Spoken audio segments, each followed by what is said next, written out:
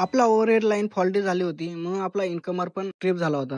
तर आपण बाकी सगळी लाईन चालू करून घेतली आहे. फक्त ते ओव्हरहेडचा लाईन आहे ती ब्रेकर ऑफ करून आपण चाललो आता फॉल्ट शोधण्यासाठी. बघूया कुठं आपलं कंडक्टर तुटलं का एखाद्या झाडाची फांदी आपल्या लाईनला टच होऊन ट्रिप झालं. आपण आलो सेंट्रल जेल तलोजामध्ये. इथं बघतोय तर इथं पण काय डाऊटफुल वाटत नाही. कुठलं कंडक्टर तुटलेलं नाही किंवा डिस्क पंक्चर पण नाही झाली आपली. मग काय पाटील मामा बोलले चला आपल्या ट्रान्सफॉर्मर पाशी तेथे बघू जेम गेम तुटला का काय. तसेच आपले गायकवाड साहेबाची टीम पण गेलती स्वप्नपूर्तीच्या पाठीमागे. ते पण बघतच होते फॉल्ट कुठं झाले का.